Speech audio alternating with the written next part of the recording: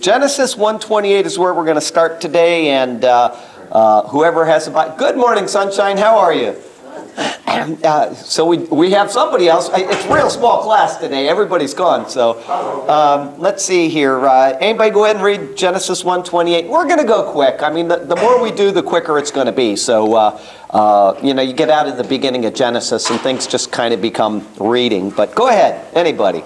And God blessed them, and God said to them, be fruitful and multiply, and fill the earth, and subdue it, and rule over the fish of the sea, and over the birds of the sky, and over every living thing that moves on the earth. All right, so as we said last week, we are given dominion over everything. We're to rule the earth, we're to fill the earth, and we're to subdue it. Now, I was watching something on, what was it yesterday? I think it was Fox. Anyway, one of the channels was saying that we're up to, sometime this year, we're going to go over 7 billion people on the earth. And they asked some guy what he thought about it, and he was kind of generous. He looked a little liberal, but, he was generous with his, I don't really know how many people the world can support. But there are people out there that say that we have way too many people already. And the Bible doesn't teach that. The reason why we have problems in the world isn't because of the number of people, it's because of the hearts of the people. So, we're to fill the earth, we're to subdue it. That means that if we want to go and cut down a Brazilian rainforest, we're to take care of things, but it shouldn't be, this is totally off limits. I just don't believe that. The Lord has given us the earth to subdue, and we're to take care of it. We're not to kill off all the species or cut down all the teak trees in the whole world, but the fact that we go somewhere and, cut down trees and build houses should not be off limits. Now, I do like what we do here in America is set aside places where we don't ever cut anything down. Anyway, so Genesis 1:29, somebody. And God said, behold, I have given you every plant yielding seed that is on the face of all the earth, and every tree with seed in its fruit. You shall have them for food. Okay, so at this point, and we're going to see this again, but at this point, the only thing that humans ate was plants. They didn't eat animals at this point, and that doesn't come until after the flood. But at this point, everything that came out of the ground was for food. Now, there's a problem, is that people, Christian sects, or I'd rather call them a cult, there are Christians out there that say we should go back and do this now. Not eat meat, because the original intent for man was to eat only, herbs and whatever comes out of the ground, plants, okay? Now, where is the problem in that logic? Tell me, does anybody have, there is a problem. See, this is my mother, and she drives me insane with her wacky thinking, because she'll go out and eat the biggest steak in town, but she acts like she won't. Okay, so, So anyway, what is the problem with that thinking? Well, I know one problem is the hippies used to use this verse to justify marijuana. Oh, I'm sure they did, yeah, because every herb of the field, all right. Well, here's the problem with that type of thinking. This was before the flood. And man was constructed differently. He lived to the oldest man ever, Methuselah, 969 years old. They lived off of this, and there wasn't the degradation of their bodies the way that there is now. God obviously ordained that meat be eaten for a reason. And the reason is to give us additional protein and to provide, we're in a totally different economy than we were before the flood. So to say that we need to go back to what happened before the flood is to assume that what God ordained after the flood is a mistake. Do you see what I'm saying? That's just the way it is. I'm not saying that we have to go without meat or that we have to eat meat. That's not what I'm saying at all. I'm just simply saying that God has allowed this for a reason. And the reason is that it doesn't harm our body, and in many ways it helps our bodies. We don't have the deficiencies that vegetarians do. If people eat only vegetables, they have certain deficiencies they have to make up in other ways. So it's illogical thinking, and no offense to Mom, but it just doesn't work that way.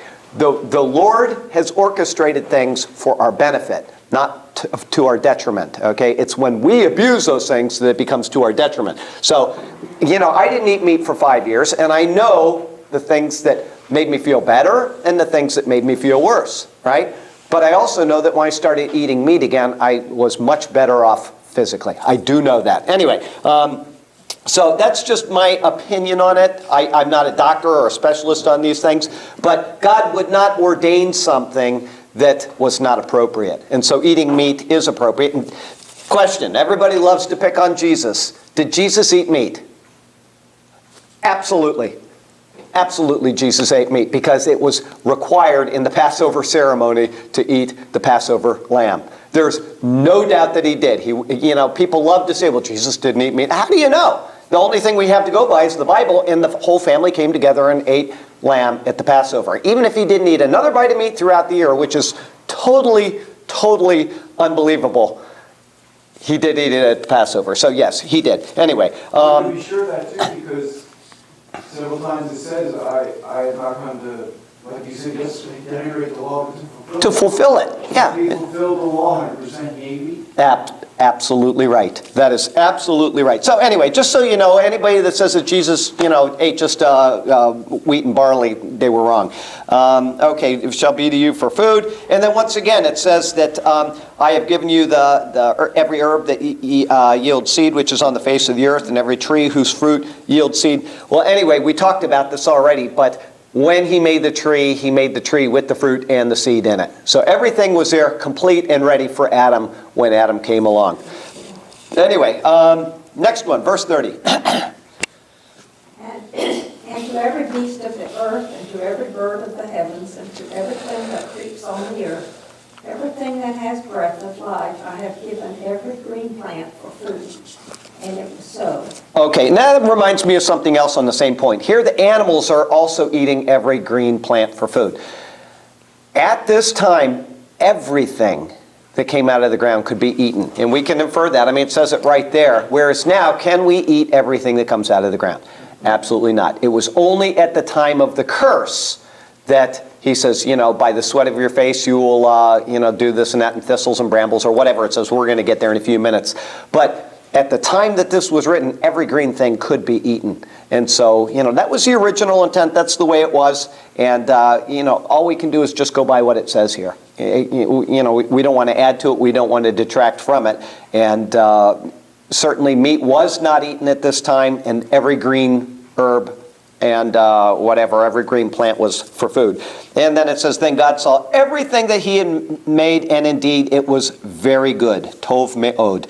So the evening and the morning were the sixth day. So one of the things that I forgot to mention last week, and we can talk about it at any point, but I should have mentioned it on the first day, is that it says, evening and morning were the first day. Evening and morning were the second day. Now that sets a pattern that the Jewish people have always lived by. And the Bible, not only the Jewish people, but the Bible mandates it, that the day begins at sundown. Okay? Our day begins at 12 midnight. But a biblical day and a Jewish day, even to this day in Israel, begins at sundown. And so it goes from sundown to sundown. And that's why it says morning or evening and morning were the first day. So when you're reading the Bible, somebody go to Mark 1. We'll find you the passage. Let me see. Mark 1 might be Mark 2. But anyway, we're going to get there, and I'll find it for you, and then I'll have you read this. Okay, yeah, Mark 1:32. Somebody read that. That evening after sunset, people brought to Jesus all the sick and demon-possessed. The whole town gathered at the door. Okay, why does it say that in Mark 1:32? At evening when the sun set. Was when everybody was available, I guess. Okay, that's one possibility. Anybody else?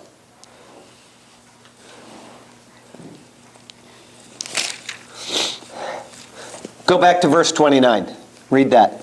As soon as they left the synagogue, they went with James and John to the home of Simon and Andrew. Simon's mother-in-law was in bed with a fever, and they told Jesus about her. So he went to her, took her hand, and helped her up. The fever left her, and she began to wait on him. Okay, anybody got it yet? Why does it say at evening in verse 32? All right, if you go back up to 29, it says they were where? At the synagogue. In the synagogue. Well, what day of the week are they in the synagogue? Up and serving as They're on the Sabbath, that's right, okay? So you And don't if do the... any work until... Do no work, that's right, until the evening, right? In the evening, the day is over. And so that's why he specifically said, in the evening, the people were carrying these people on. Any other day of the week, it wouldn't have said that. But on this particular day of the week, it was a Sabbath. And so they can't carry their sick in. They can't, they're not to carry anything or light any fires or anything. So, and you'll see this from time to time in the Gospels, as it'll say in the evening. Chances are, and I'm sure it's not every instance, but chances are it was on a Sabbath day. And so the people are waiting for the evening so that they can go see Jesus. And that is the pattern that's set back in Genesis. Evening and morning were the first day. Evening and morning were the second day. Now, having set that pattern and having just given that analysis of why they were doing this, we're going to come into chapter 2, and we're going to discover about the Sabbath. Anyway, go ahead. Somebody read chapter 2:1. Yes. In my little book here, I always thought when it said we were made in the image of God, Right.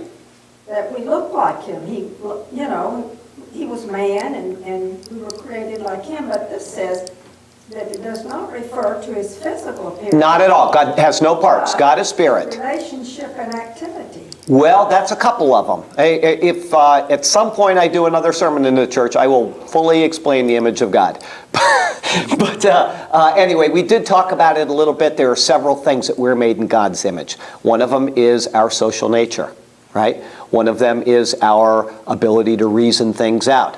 One of them is our ability to love and to hate and to, all of these emotional things. And there are other characteristics of the image of God that we bear, but none of them is in a physical sense. A physical sense, God is spirit. God has no parts. There's no growth in God. There's no change in God.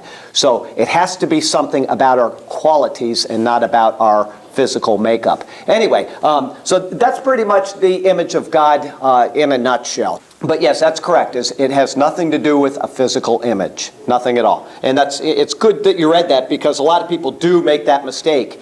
But yeah, God has no parts and there is no physical nature to God. And that's why Jesus comes to reveal the Father. Because otherwise we would never know the Father. We would have no sense of who God is except from what He's created. Right. Which goes back to Romans 1. Anyway, somebody go ahead and read Genesis 2:1.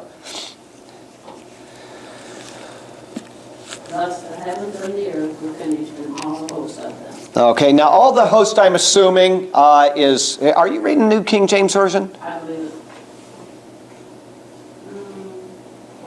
King James. Oh, King James. Okay, that reads very similar. They're very close. I like the New King James just because it's a little easier to read. But I always stick with the New King James when I'm teaching or for all of my study. Anyway, the heavens and the earth were made, which is all-encompassing. Remember we said that in the beginning God created the heavens and the earth. That means that it includes everything. All right. God created not from himself, but out of nothing. And the term the heavens and the earth is all-encompassing. Now, in this one, it adds in the host of heaven, which I was going to say that may be the starry host, but I wouldn't believe so because it already says the heavens and the earth. So it's probably the angelic beings and all the beings that we do or don't perceive. It's a way of saying that everything was completed on that day. Okay, go ahead and next verse. By the seventh day, God completed his work which he had done, and he rested on his seventh day from all his work which he had done. Okay, now that brings us to the Sabbath, and we're going to real quickly divert, I think it would be Exodus 20. Somebody go there. It is Exodus 20 and verse 8, and then somebody else can go to Deuteronomy, and we're going to talk about the Sabbath real quickly, just because this is the first time it's mentioned, and we're going to go into there. Somebody go to Exodus 28, and then Deuteronomy. Somebody else go to Deuteronomy 5:12. And we're just going to real quickly go over this to explain the Sabbath, because this is something a lot of people get wrong, and you need to be extremely careful about. People will say that we're under the law and Jesus didn't come to abolish the law and, all that kind of stuff. And we need to be careful what we're thinking about the law, the purpose of the law, and how it pertains to us today. So, real quickly, somebody read Exodus 28.